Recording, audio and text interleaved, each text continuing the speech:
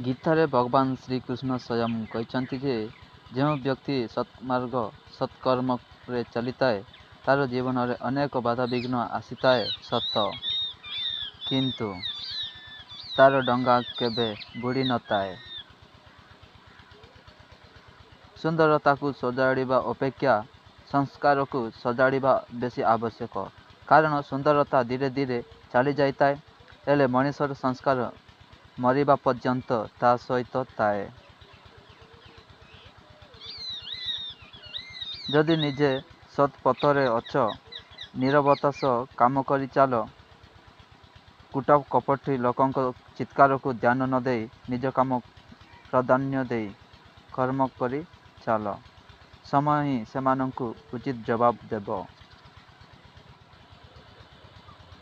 ଅହଙ୍କାର ସମ୍ପର୍କକୁ ଦୂରେଇ ଦିଏ, ଜିଦି ସମ୍ପର୍କକୁ ଭାଙ୍ଗି ଦିଏ, କ୍ରୋଧ ନିଜର କ୍ଷତି କରେ, କିନ୍ତୁ ଅଭିମାନ ସମ୍ପର୍କକୁ ନିବିଡ଼ କରେ, ସ୍ନେହ ସମ୍ପର୍କକୁ ବାନ୍ଧି ରଖେ, ହସ ସମ୍ପର୍କକୁ ସୃଷ୍ଟି କରେ।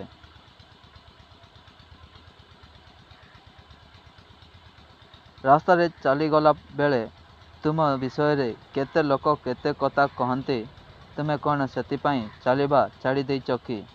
ନୁହେଁ ନା? ସେମିତି ଜୀବନ ରୂପକ ରାସ୍ତାରେ ଚାଲିଲା ବେଳେ ବି ଲୋକ ଅନେକ କଥା କହିବେ, ସେଥିପ୍ରତି ଧ୍ୟାନ ଦେଇ ଆଗେଇ ଚାଲିବା ଆବଶ୍ୟକ। ଭିଡ଼ିଓ ଭଲ ଲାଗିଥିଲେ ଲାଇକ୍ କରନ୍ତୁ, ସେୟାର କରନ୍ତୁ। ଏମିତି ନୂଆ ଭିଡ଼ିଓ ଦେଖିବା ପାଇଁ ଚ୍ୟାନେଲକୁ ସବସ୍କ୍ରାଇବ୍ କରନ୍ତୁ।